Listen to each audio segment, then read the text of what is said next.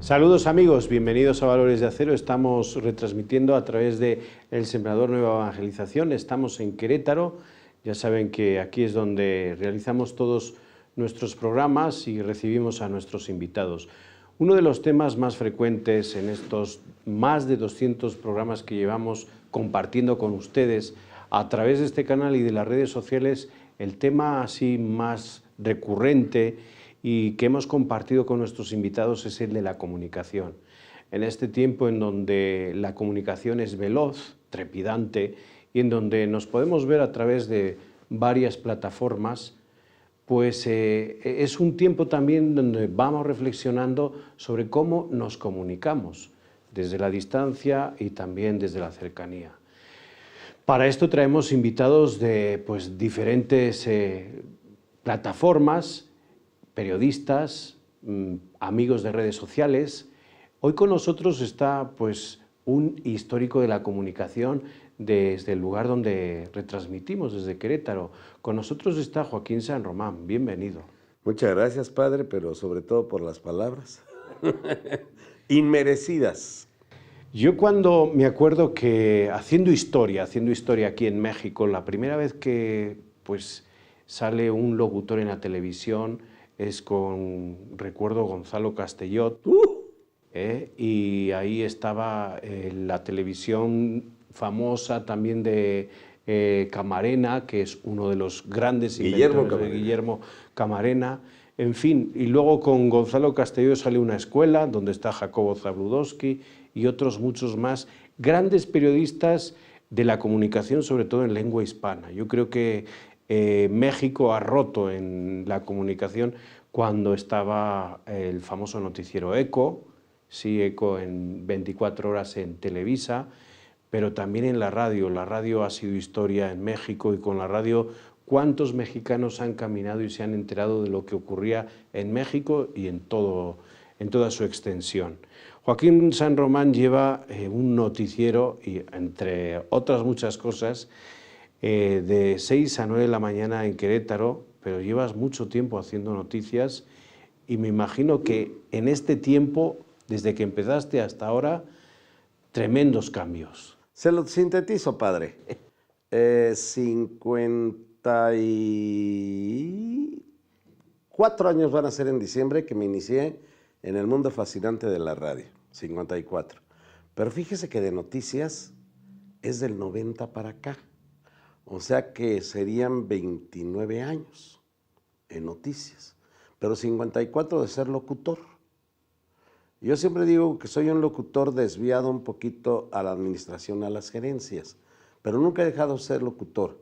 Yo no tuve la fortuna de estudiar periodismo ni de ser licenciado en ciencias de la comunicación, sino solamente ser un locutor y luego ya en el ejercicio periodístico un locutor preguntón.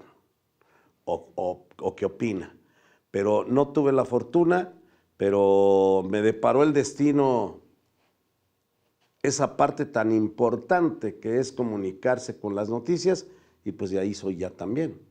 Jacobo Zabludowski, un gran comunicador, él tenía la carrera de Derecho. Sí, señor. Y empezó como locutor, lo mismo que Gonzalo Castellot, los grandes sí, pilares. Era también abogado. Abogado, ¿no? Y pues ellos son locutores y se van al terreno de las noticias. Hay intuición tiene que haber para un locutor intuición. Pero usted me está hablando de Viejos Lobos de Mar, donde la verdad es que yo los recuerdo en mi juventud de haberlos oído en la W, en la X, en la Q, y pues además de que fueron abogados en Derecho, eran unos hombres con una cultura enorme. Exactamente. Enorme. Exactamente. Como hubo tantas otras personalidades en el radio y en la televisión, pero que particularmente el semillero de la televisión, cuando empieza a realizarse en México, el semillero fue el radio, la radio. Yo por eso la radio la quiero tanto, más que a la televisión, fíjese, padre, aunque ha hecho mucha televisión. Pero la radio yo creo que tiene una magia que es la imaginación, porque a través de las palabras se arman las imágenes en el cerebro del radio oyente. Y eso no se puede cambiar, que a través de la magia de lo que tú les comuniques a los que te escuchan a través de las ondas sonoras, tú logres ser capaz de crearles imágenes en su imaginación. Eso no lo cambio. En este tiempo en donde uno puede a través del Internet acceder a la imagen y también al sonido, por supuesto, donde tienes infinidad de canales de televisión, ¿la radio sigue siendo esa compañera fiel de camino para el ciudadano normal? Veamos la historia, ¿no? Cuando nace la radio, dicen que la poca prensa que había se iba a acabar. No se acabó. Cuando después de la radio nace la televisión, dicen que se iba a acabar la radio. No se acabó. Vienen las redes sociales y dicen que se va a acabar la televisión y no se ha acabado. Cada quien tiene que encontrar su nicho y cada medio y cada forma de comunicación tiene que encontrar cómo realizarse y cómo avanzar para no morir. Ajá. La noticia más alegre que usted ha dado. ¡Ay, Dios mío! Una inolvidable. No sé. Nunca me he puesto a pensar en ella. No me viene a la memoria. Mientras le viene a la memoria, Venga. los primeros años de la radio eran años de locutor, por supuesto, y años donde estaban los cantantes, los instrumentos, todo en directo. No tanto ya, a mí ya me tocaron la cabina, donde había discos de 45. Y ya empezó con la música, y eran unas tornamesas con los controles para el volumen, y a los lados teníamos 2 tornamesas para colocar los discos. Y aunque a mí me tocó la transformación de la radio, porque yo cuando me inicié teníamos mensajes, teníamos comerciales leídos, pero también teníamos una grabadora de esos monstruos de este tamaño, para poner unos rollitos de este tamaño que traían voy a decir hasta la marca, total, Presidente, y después teníamos otros disquitos donde teníamos la marca Superior, y ahí se hacía uno como pulpo, manejando la voz y después poniendo la grabadora y después poniendo todo, porque uno manejaba todo, no había operadores. Entonces, todo eso es mágico porque va dándonos el desarrollo de lo que fue la radio, que después de tantas cosas que teníamos a nuestro alrededor, pues ya vinieron, y déjeme saltarme mucho, ¿no? Ya vinieron hasta los compact disc, y después de los compact disc el DAT, y después del DAT ya vinieron muchas otras cosas, y la computación que ahora todo con una computadora y con una consola y con un micrófono, tienes toda la radiodifusora completa, ¿no? Exactamente. De ese tiempo ahora, cómo ha cambiado la radio, pero sobre todo, cómo se dan las noticias. Usted está en la cabina a las 6 de la mañana, pero también hay otras personas que a través de las redes sociales se está enterando justamente lo que usted está diciendo por la radio. O a veces nos ganan las redes sociales, Exactamente. padre. Sí, también. A veces nos la matan la noticia. Entonces, por eso también ahora hay que ser un poquito pulpo para estar revisando las redes sociales y no perderte nada. Porque además los mismos periódicos de todo el mundo o muchos instrumentos de las redes sociales están transmitiendo al mismo tiempo que tú. Inclusive aquí mismo en Querétaro hay agencias de redes sociales que traen el mundo de Querétaro al minuto. Si pasó un accidente en cualquier lugar, lo dan antes que nosotros. Es más, nosotros estamos prácticamente al acecho de ellos para poder darle a la gente por dónde tienen que irse y todo. Está el famoso Waze, y entonces hay que utilizar todos los instrumentos que se nos presenten alrededor. ¿Qué tan cercano es usted a sus radioescuchas? Yo pienso que trato de ser lo más posible, y como todo en la vida, tienes bueno, primero, la credibilidad, que creo que debe de ser lo más importante. Pero la credibilidad no se la puedes dar al 100% de los que te escuchan. Siempre tendrás críticos que no creen en ti y que van a denostarte, inclusive ya ahora en las redes sociales, y van a decir que no es cierto lo que dices, o te maltratan, te maldicen, etcétera, etcétera. Pero mira, yo les pongo atención, pero me entran por aquí y me salen por acá. Los veo por aquí y ya se me van, ¿no? Porque si te vas a fijar en todo lo que te rodea de críticas, pues no logras hacer nada. Y ni modo que seas una varita de nardo para caerle bien a todos. No, es imposible. Recuerdo que un colega de la agencia EFE, no voy a decir de qué país para no desvelarlo, nos decía, bueno, me comentaba ya, mira, Antes venía con un equipo, el de luz, el cámara y el de sonido. Ahora vengo con esta camarita y yo te voy a hacer todo. Yo hago todo. Usted que además ha llevado la administración y la gerencia de los medios de comunicación, de ser una familia en la radio a ya tener todo muy individualizado. ¿Esto ha afectado al mismo medio? Yo creo que no, sino al contrario, nos ha facilitado las cosas, porque si antes necesitábamos a todo un ejército a nuestro alrededor para realizar un trabajo en televisión o en radio, ahora basta un aparatito de estos, que hay unas aplicaciones en que la contratas, que además la compras una sola vez, y en el momento que te comunicas a la cabina, por ejemplo, hablando del radio o de la televisión, hace cuenta que traes un control remoto, no se oye metálico como el teléfono. Entonces, yo creo que cada día nos tiene que asombrar todos los inventos de la comunicación, porque padre, pues usted y yo ya no somos chicuelos, dijera aquel. Y recordemos que yo por lo menos mis recuerdos son que yo viví con aviones de hélice y los que le veía en la televisión, porque no los conocía en persona, a los aviones. Y el teléfono, yo tenía que descolgar el teléfono para comunicarme a mi casa en Celaya, Guanajuato, y tener que decirle, que me contestaba un operador, me decía, ¿qué número desea? 1964, que era el de mi casa. Permítame un momento, y ahí se tardaban. Y después viene la evolución. La primera vez que yo conocí una computadora, en este estudio no cabía, era 2 veces este espacio.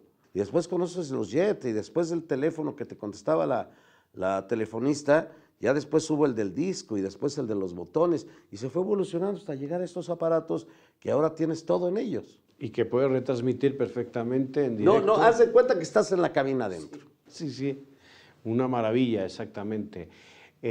Joaquín San Román, antes le preguntaba la noticia más agradable, la más desagradable. Yo creo que una de las más desagradables y que a mí me dolieron mucho fueron 2. Por supuesto lo del temblor, ¿no? En el 75. 85. Y aquí la muerte de unos amigos de un helicóptero de Joey Olokowski y su hijo y un Palacio Alcocer, etcétera. Yo creo que son de las más desagradables que uno tiene que dar, que le duelen y hay muchas que otras duelen. Últimamente yo te podría decir, padre, que es lo que está pasando en la sierra con esos incendios, ¿no? Que es una reserva de la biosfera y ya van casi 3,000 hectáreas consumidas. Y hay muchas historias que quizá no me vengan a la mente ahorita, pero pues que desgraciadamente tienes que dar. Hace rato me preguntaste cuáles noticias quizá he dado más agradables. Pues quizá cuando nacieron mis hijos, que lo dije orgullosamente en el radio, ¿no? Porque tenía noticieros en aquel entonces, y pues entonces eso fue unas noticias muy agradables para mí. Claro, que se pueden compartir con la audiencia. Pues sí, y si no le cae bien a la audiencia, a mí se me cayeron re bien. Toda la noticia buena siempre va a caer bien. Claro. Vamos un momento con el equipo de Resumen AR que está ahí preparado para darnos las 5 noticias más importantes de la Iglesia Católica y también de la familia Agustino Recoleta, y regresamos aquí a Valores de Acero.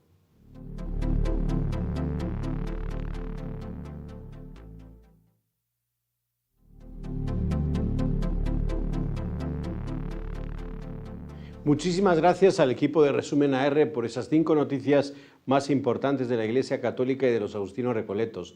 Estamos en Valores de Acero, nos está siguiendo a través de ESNE y también a través de las redes sociales. Estamos con un gran comunicador como es don Joaquín San Román. Con él estamos reviviendo historias y a la vez pues haciendo de la radio y la televisión más que una historia, un instrumento de vida, como ha sido para don Joaquín, ¿no?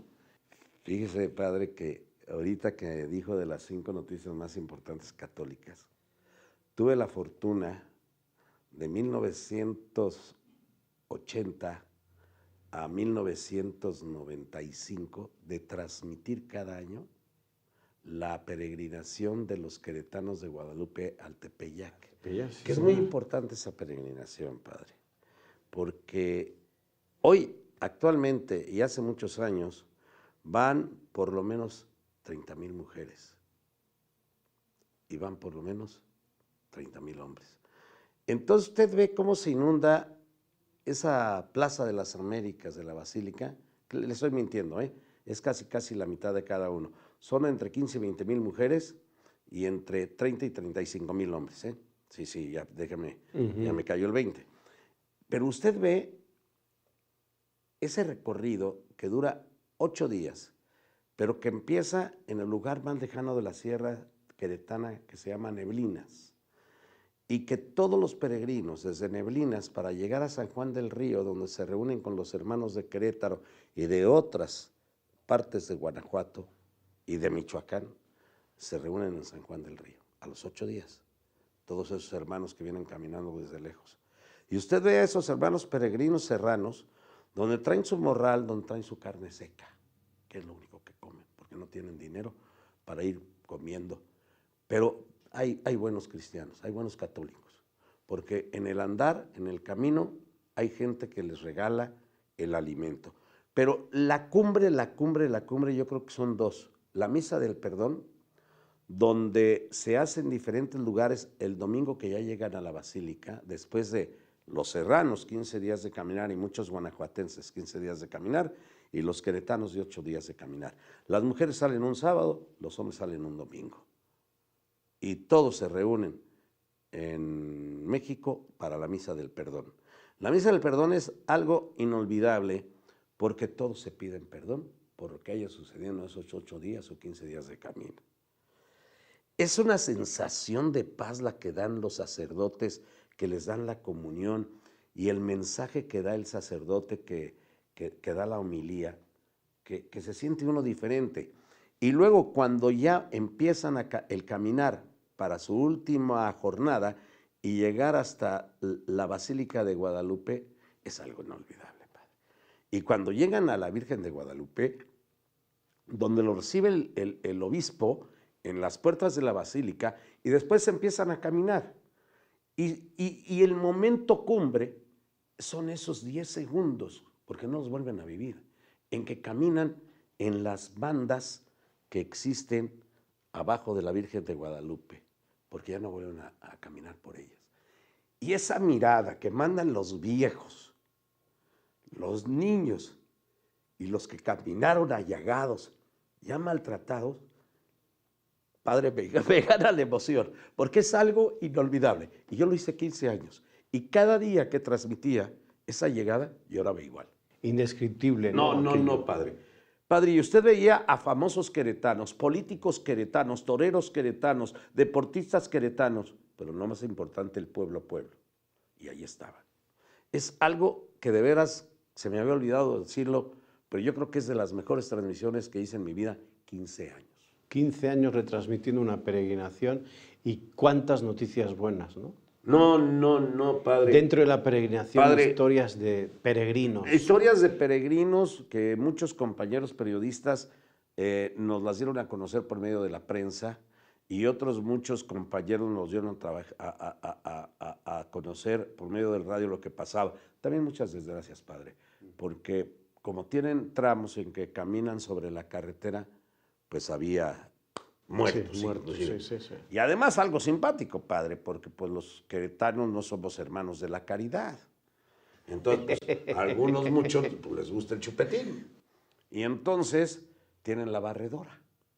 La barredora significa que después de cada jornada, cada día, en donde pernoctan, porque a veces es en el campo y a veces es en lugares que proporcionan las autoridades o los católicos de los pueblos, ¿verdad? Pero la barredora, le llaman, son los que van detrás de todos por aquellos que se nos quedaron dormidos en el camino, porque cuando los despertaron a las 4 de la mañana, pues todavía estaban libando, ¿verdad? Y estaban brindando. Y entonces eso, pues hay que levantarlos. Entonces la barredora. Sí, hay muchas cosas muy simpáticas, pero lo que no se puede cambiar, padre, son dos cuestiones. Ver esa plaza de las Américas, de la Basílica, con más de 100,000 queretanos, porque también ahí se juntan los que van a esperar a los peregrinos. De las más numerosas peregrinaciones. Sí, señor. De las más Después numerosas. de la del Estado de México es la más numerosa. Sí, exactamente. Y y ver a esos 100,000 queretanos reunidos y haberlos visto llegar y verles sus lágrimas y la forma en que llegan y se postran ante la Virgen de Tepeyac, la verdad, no veo quien no se quiebre. Nunca vi a quien no se quebrara. Inclusive a gente que no era católica y que trabajaba conmigo en la radio, pero llegando ahí, sí se emocionaban. Don Joaquín, ¿es difícil retransmitir el hecho religioso en México? Yo creo que, por lo menos que yo recuerde, nunca. Si le digo una de mis anécdotas es que cuando yo trabajé de locutor cabinero allá a finales de los años 60, transmitíamos las 7 palabras desde el Templo del Carmen de Celaya, con un padre carmelita que murió aquí en Querétaro, por cierto, Francisco Javier Espinosa de los Monteros, de Toluca, pero que estuvo en Celaya. Y transmitíamos las 7 palabras de las 11 de la mañana que iniciaban hasta las 3 de la tarde, que era la última palabra. Entonces, nunca tuvimos una restricción. Es más, el padre, mientras yo estuve en Celaya, yo lo invitaba cada domingo a que dijera la palabra de Dios, una pequeña explicación. Y cuando ya lo vi en Querétaro, que se vino a morir a Querétaro, pero todavía lo vivió muchos años con nosotros, este padre que para mí representa mucho, este padre también lo invité y cada 8 días iba a grabar religiosamente a la radio la palabra de Dios y se lo dije muy fácil, en 5 minutos, porque si no la gente nos cambia de radio y ni oye la palabra de Dios, ni oye la palabra de Dios. Y entonces nunca en mi vida, ni en radio ni en televisión, yo particularmente nunca he tenido una restricción. El Papa Francisco es nuestro, vamos a decir, nuestro gran comunicador católico, ¿no? ¿Cómo lo ve Joaquín San Román de toda esta experiencia comunicativa que trae? ¿Cómo ve al Papa Francisco como comunicador? Para mí, otro gran comunicador, porque lo trae de esencia, yo creo que hasta de nacencia. Yo creo que si hubiera sido político hubiera sido extraordinario. Y lo que yo más le admiro es cómo ha aguantado esas andanadas, no del mundo entero ni de políticos, sino también dentro de la propia iglesia. Es un hombre que tiene una paciencia y que tiene una capacidad para comunicarse cuando quiere hacerlo, y lo más importante, con elegancia. Y es un hombre que no se amedrenta ante nadie, pero tampoco se mira con nadie. Entonces, no sé, para mí es, y mire usted que aquellos otros papas, yo me acuerdo muy levemente de Juan XXIII, y quizá un poquito de Pío XII, pero por lógica, pues es de Juan Pablo II para acá, ya viendo lo que es un papa, ¿no? Porque Juan Pablo II, lo que nos entregó a México, pues es inolvidable, ¿no? Y la fe que nos dio. Pero Francisco, yo creo que ser papa en este tiempo, yo creo que es más difícil que ser Trump o que ser Putin, ¿no? Es más difícil todavía. Hay un cambio dentro de la Iglesia, hay un cambio también comunicativo. La Iglesia ahora mismo pues ya está transformando incluso su Secretaría de Comunicación. Esta se llama también a la transparencia. No sé si tuvo usted la ocasión de ver a Valentina Larraqui hablando en la Cumbre de Abusos sobre la transparencia y sobre el periodismo, haciéndolo como colegas. Iglesia y periodistas podemos ser colegas y ir a lo fundamental. Por supuesto, porque los dos le llegamos a una sociedad. El servicio a la sociedad. Sí. Se puede empoderar, así como a veces la Iglesia se empodera de las personas, se puede empoderar también el servicio de la comunicación hacia una ideología, hacia un partido. ¿Es peligroso ser objetivo en este siglo XXI en un comunicador? Pues dependiendo de la objetividad de cada comunicador, porque si yo como comunicador, oiga usted, pues si soy evangelista, pues por lógica, pues, mi objetividad va a ser, yo que soy católico, pues lógico que me voy con la ideología y la experiencia. el empoderamiento de la iglesia, ¿no?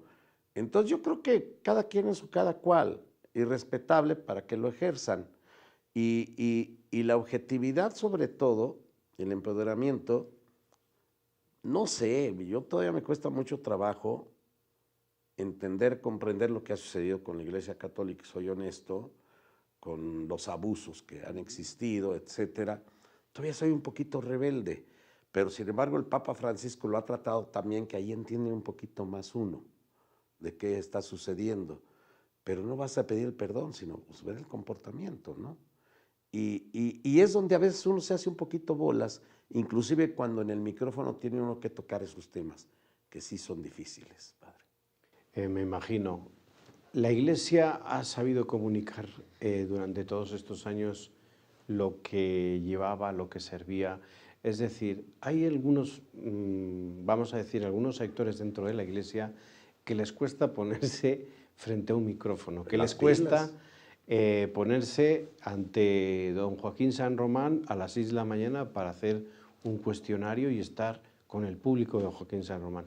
¿Por qué cree usted que a estos sectores de la Iglesia les cuesta sentarse ante un micrófono? Porque alguna cosa tendrán, padre, porque pues el que nada debe, nada teme, pues que llegue y que se presente con todo y sus consecuencias o lo que le pueda suceder. ¿Usted ha tenido aquí alguna dificultad? No. Sin embargo, sí tengo sacerdotes que para mí me han marcado mucho. En Querétaro, un padre Morales, que era el capellán del equipo de fútbol, el capellán de la Plaza de Toros Santa María, un hombre, padre José Morales, un padre muy activo, ¿verdad? Que además hacía unas conferencias de prensa deliciosas porque daba unas tortas muy buenas, muy buenas, y que siempre estuvo metido con los toreros, etcétera, y con los futbolistas. Conocí a muchos. Creo que conocí más en Celaya, más cercanos, en el poco tiempo que estuve en Celaya, porque pues ya además yo estudié con los franciscanos. Ajá. Con los franciscanos. El padre Humberto Maldonado era el director. Pero yo en Querétaro entrevistar a sacerdotes, primero, padre, pues también como que uno de viejo comprende un poquito uno las cosas, y yo todavía quizá esté hecho un poquito a la manera antigua de los comunicadores, en donde no te metas con la iglesia, no te metas con el ejército y no te metas con el presidente de la República, ¿no?